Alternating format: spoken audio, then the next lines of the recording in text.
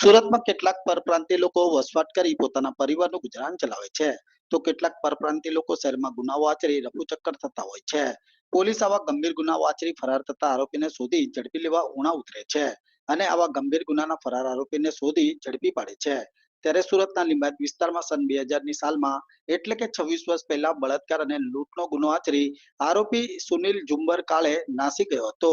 જે બાબતની પોલીસ ફરિયાદ બાદ આરોપી પોલીસ પકડમાં આવતો ન હતો. જે આરોપીની લીંબાયત પોલીસે સતત વોચ રાખી બાતમીદાર મારફતે આરોપીને ચોક્કસ લોકેશન મેળવી લીધું હતું અને મહારાષ્ટ્ર રાજ્યના કર્ણાટક બોર્ડર પાસે આવેલા સાંગલી જિલ્લાના જંગલમાં વેશ પલટો કર્યો હતો અને 5 દિવસ સુધી વોચ રાખી 26 વર્ષથી ગંભીર ગુનામાં ફરાર ઇનામી આરોપીને દબોચી સુરત લાવી તપાસ તેજ બનાવી હતી. પોલીસ સ્ટેશન વિસ્તારમાં 2003માં એક લૂંટ વિથ રેપનો ગુનો દાખલ થયેલો હતો.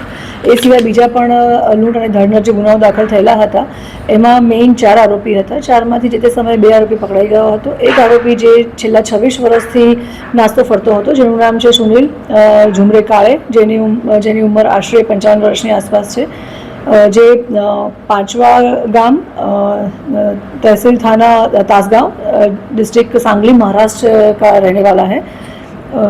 પહેલાં બહુ વર્ષો પહેલાં જ્યારે આ 2003માં ગુનો બન્યો ત્યારે એ પર્વત પાટિયાના વિસ્તારમાં છૂટી મોટી મજૂરી કરી અને રહેતો હતો.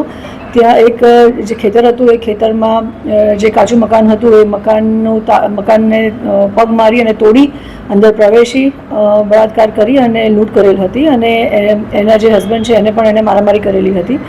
આ બાબતે ગુનો દાખલ થયેલો હતો લીંબાયત પોલીસ સ્ટેશન વિસ્તારમાં. 4 આરોપી હતા, એમાંથી 2 પકડાઈ ગયા છે અને જે 2 બાકી હતા એમાંથી એક આજે છે સુનિલ ઝુમરે કાળે. એને અમે લીંબાયત પોલીસ સ્ટેશન અને ડિસ્ટાફનું જે અમારી ટીમ છે હ્યુમન સોર્સિસથી અને ટેકનિકલ સર્વેલન્સથી અમે એને ટ્રેક કર્યો હતો.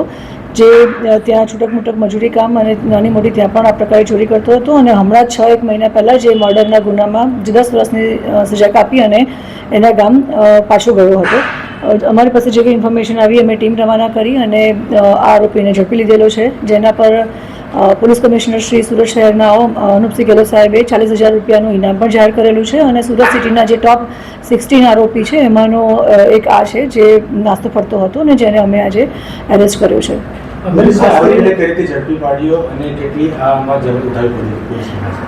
અમે કેટલા વખતથી જે લાંબા સમયથી આરોપીઓ જે નાસ્તા ફરતા છે, જે ટોપ 20માં સુરતમાં આવે છે અને જે લોકો ઓલરેડી મેજર ક્રાઇમ્સમાં વોન્ટેડ આરોપી છે એની એક ડ્રાઈવ અમે રાખેલી હતી ઝોન 2 ખાતે સુરત સિટીમાં.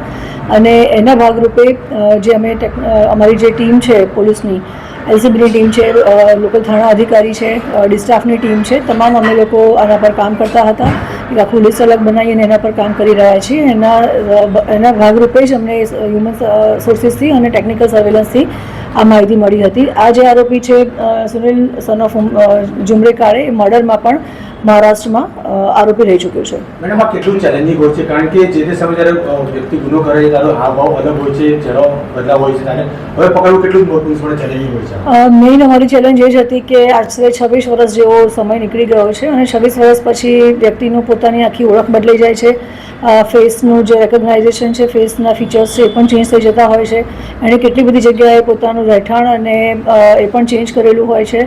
સો આમાં અમે ખાસા એની પાછળ 1-1.5 મહિનાથી અમે મહેનત કરી જ રહ્યા હતા અને ટેકનિકલ થોડું સર્વેલન્સની પણ અમે સપોર્ટ લીધો હતો. જે તે ગામના અને જિલ્લામાં સ્ટેટમાં પણ અમે ત્યાં જે લોકલ પોલીસ છે અથવા અમારા બાતમીદારો દ્વારા ખરાઈ પણ કરતા હતા અને ટીમ પણ અમારી ઘણી વખત ત્યાં જઈને સર્વે કરતી હોય છે, ત્યારે અમને આમાં સફળતા મળે છે. એટલે એક આરોપી જે 26 વર્ષ પછી અમે પકડ્યો છે એની પાછળ અમારા તમામ પોલીસ સ્ટાફની એટલીસ્ટ અમારી જે 20 જણની ટીમ છે અને એ 20 જણ દિવસના 6 કલાક કામ કરે છે.